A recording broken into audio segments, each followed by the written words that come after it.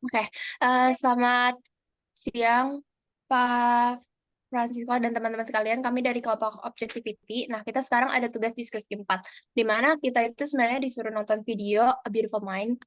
Nah, di sini kita bakal bahas sedikit mengenai beberapa pertanyaan yang diberikan. Yang pertama itu beberapa adegan yang menjelaskan sikap saintisme pada John Nash. Mungkin dari Falsafah atau Amel? Boleh.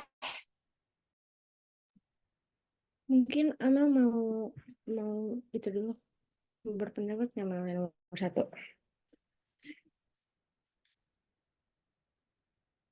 Ini siapa duluan? Amel, lu mau Oke. berpendapat nggak Amel? Nomor satu nggak apa? Nggak apa, nanti gue lanjut, gue nambahin.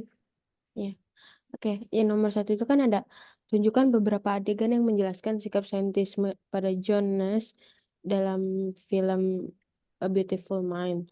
Nah, menurut kami yang pertama itu adalah ketika si Nas ini mengalami suatu delusi persepsi di mana saat dia menggendong anaknya tuh nggak bisa merasakan emosi apapun kayak misalnya emosi cinta atau emosi amarah gitu kan. Nah, yang kedua ketika si Nas ini mengalami delusion of influence nih, seperti kayak si Nas itu tuh nggak ada empati gitu loh. Misalnya ketika si Nas ini disuruh buat ngebunuh istrinya dan dia tuh hampir melakukan karena itu tuh disuruh oleh teman halusinasinya kan. Nah, Hah. yang ketiga, si Nas ini juga bilang kalau misalnya dia tuh nggak ada yang suka sama dia, maksudnya tuh nggak ada yang mau berteman sama dia karena kayak apa ya?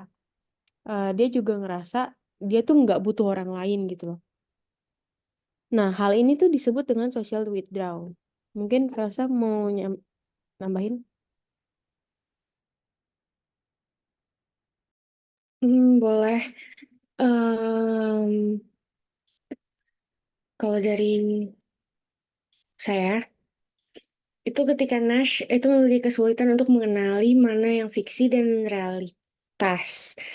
Em, itu dapat dilihat saat dia mengabarkan tentang researchnya, dan pada saat itu juga dia melihat orang itu tidak ada yang menganggap mereka sebagai Soviet spies.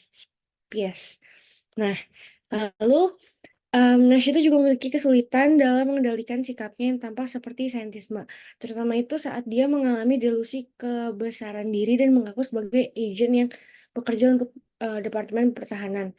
Kalau yang dari gue lihat ini, yang dari saya lihat, eh, sikap Nash ini kayak lebih membesarkan diri dan menyombongkan diri, dan itu yang menunjukkan bahwa dia itu memiliki sifat saintisme. Oke, mungkin kita lanjut ke pertanyaan kedua, yaitu mengapa sikap Nash itu bisa kita nilai sebagai sikap saintis. Mungkin kalau misalnya sebelum itu kita kasih alasan yang jelas, mungkin kita bisa perhatiin dulu apa aja sikap-sikap dia. Dari yang apa yang udah kalian sebutin tadi, mungkin aku rangkum dikit. Yang pertama itu kan ada sama tambahin dikit. Yang dari sikap Nash itu yang bisa kita lihat itu kan dia rasa penasaran yang tinggi. Nah, sikap itu bisa kita lihat kayak saintis karena dia itu melihat pola-pola. Jadi dia selalu mencari penjelasan yang logis akan apa yang dia amati. Nah, yang kedua itu objektivitas.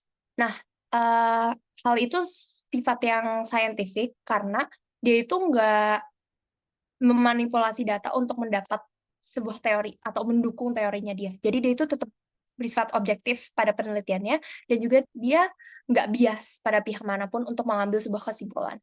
Dan yang terakhir itu dia itu terbuka dan juga jujur secara intelektual. Nah, sikap-sikap dia itu saintis karena itu nggak mau terlalu fokus pada pemikiran yang tradisional. Jadi dia itu harus mempertimbangkan ide-ide baru, di mana itulah mengapa dia itu lebih eh, menyeluruh dalam penelitiannya.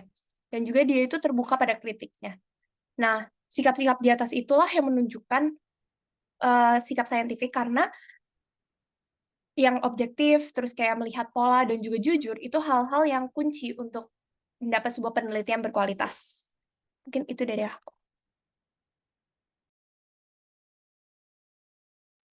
Oke, mungkin itu saja hasil diskusi dari kami. Sekian, terima kasih. Makasih.